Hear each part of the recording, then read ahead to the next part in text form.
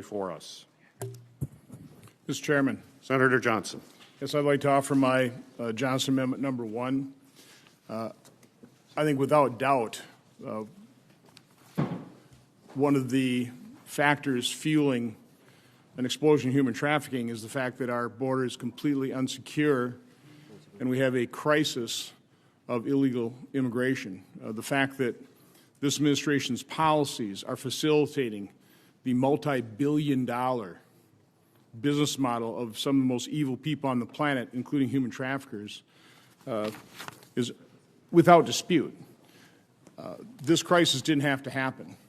In the previous administration, with the agreements between Mexico, countries in Central America, the Remain in Mexico policy, we had by and large stopped the flow of unaccompanied children, families exploiting our asylum laws, and we were so close to gaining operational control over the border, just so close. And the final part of that was completing barriers, which, let's face it, as we put up a double set of fencing and walls around the Capitol here, I think everybody agreed, well, that certainly helps secure the Capitol. So walls work. That would have been the final step in securing our border. So that would have been our first step in solving our broken immigration system. We could have taken care of the DACA kids.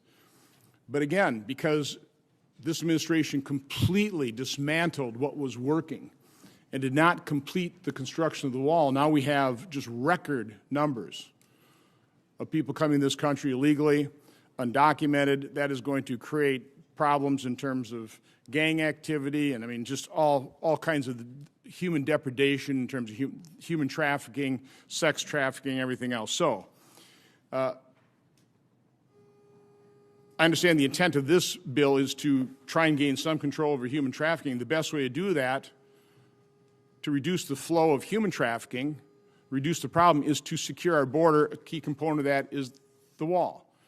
And as Senator Langford has done a great job in some of his reports talking about the cost of just not building a wall, the wasted taxpayer dollars. It's absurd. It's insane what we've done here. So my amendment is pretty simple.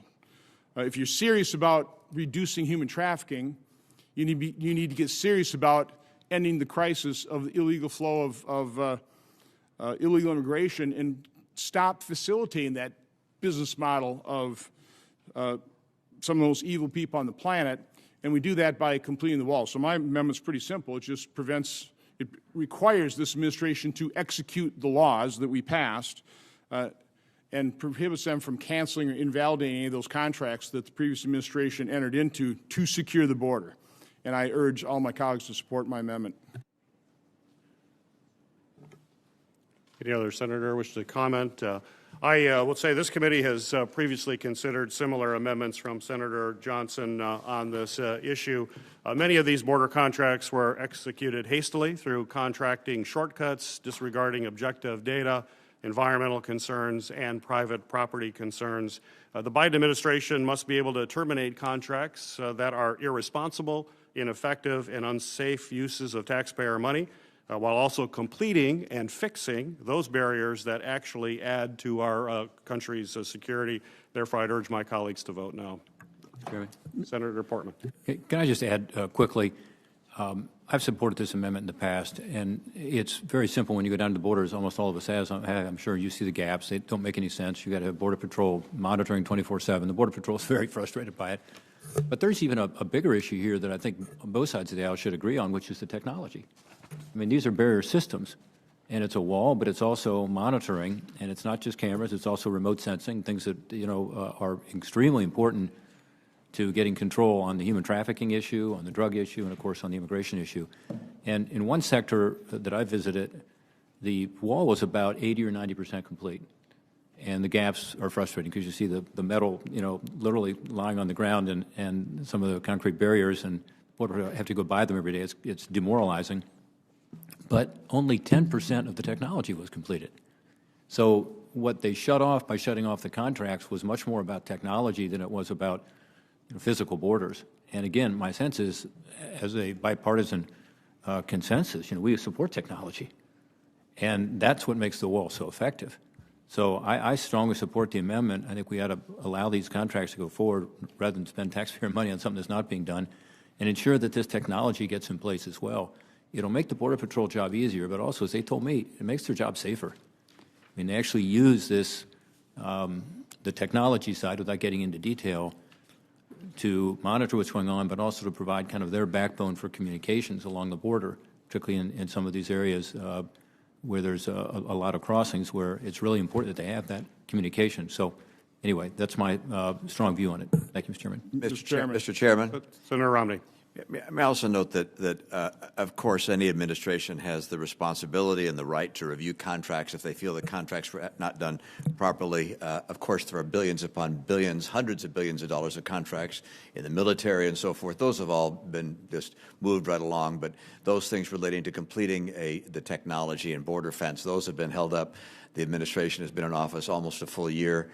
And the idea that somehow completing a border barrier is because of concern about contracts strains credulity.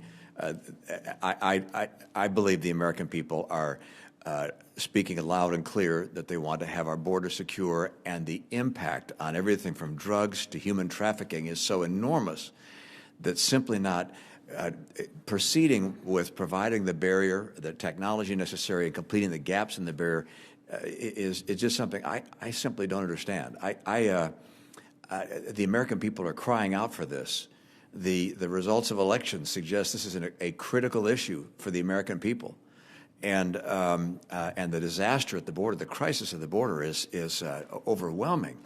And if we think about the human impact of human trafficking going on, and not being able to provide for our border agents the technology and the barriers that they need to protect our homeland, to protect our citizens, and protect the people who are being trafficked, it's an enormous need. It's an enormous challenge, and I simply can't understand not being willing to complete the projects that were undertaken.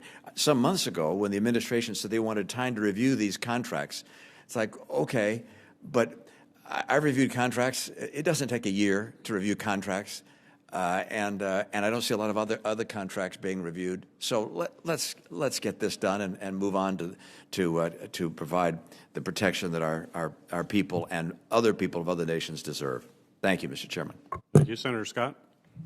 So I support the amendment. The border I've gone to, when I went to Arizona, they were just, the gates weren't finished, and then actually there's a lot of technology that was done. It just wasn't electrified. So it wasn't that they were reviewing contracts. It was just, are they going to turn on the electricity or not? The area that I saw, but one thing that's frustrating to me is anybody that's had to deal with human trafficking, and we all did. We all have to deal with it in our states. This is a big deal, and a lot of it comes across the southern border. But on top of that, I think all of us came up here to try to probably take care of the DACA kids and do some other things, and we can't do it. We can't do it. I mean, there's no way to get this done if we don't secure a border. And we all, in all of our states, we have a lot of young people that somebody else brought them here. We'd like to be helpful to them, and we can't do it because we don't have a secure border. So I think it's important that we pass this and we get a secure border, and eventually we get some immigration reform done. It's important to my state. I think it's important to all of our states. Senator Johnson. Mr. Chairman, I recognize that I brought this amendment up in the past, not only in this committee but on the floor of the Senate. I was hoping at this moment, now that we have the report from the last years, a record flow of people coming across the border illegally, I was hoping that the members of this committee on a bipartisan basis would recognize that reality. I know Secretary Mayorkas, I realize the President of the United States are denying the reality that we have a crisis at the border, that the border is not closed. I did have in front of the Commerce Subcommittee the Commandant on the Coast Guard who said it would be disingenuous to claim that our border is closed. So at least somebody in government is recognizing the reality of the situation. Somebody within our agencies that are charged with securing the border. So again, I was hoping that members of this committee would not support the denial of reality and do, by the way, what Senator Carper did back in 2007. Support securing the border. Go back in 2007 when we passed the Securing the Border Act, we had more than 80 U.S. senators support securing the border. It made a lot of sense. It was a bipartisan issue. Why did securing the border become a partisan issue? It shouldn't be. We are a separate branch of government. We are the Committee on Homeland Security and Government Affairs. It is our responsibility to speak for the American public to secure the border. If this committee can't rise above partisan politics and do what the American people are demanding, secure our border, it'll be a travesty. So again, I'm just asking my colleagues, please, don't be partisan on this issue. There's nothing partisan about Homeland Security and border security. Thank you, Mr. Chairman. Thank you, Senator Johnson. Seeing no other senator with a comment, the question before us is the Johnson Amendment number 1. A roll call has been requested. The clerk will call the roll. Senator Carper. No by proxy. Senator Hassan. No. Senator Sinema. Yes. Senator Rosen. No. Senator Padilla. No. Senator Ossoff. No. Senator Portman. Aye. Senator Johnson. Aye. Senator Paul. Yeah, we're going to hold it. Aye by proxy. Senator Langford. Senator Romney. We're going to try. We'll see how it goes. Senator Scott. I'm going to try to move it up. Senator Hawley. Senator Peters. No. Mr. Chairman, on the vote of those present, the yeas are 6, the nays are 6. On the vote by proxy, the yeas are 1, the nays are 1. On this vote, the yeas are 7, the nays are 7, and the amendment is not agreed to. The amendment is not agreed to.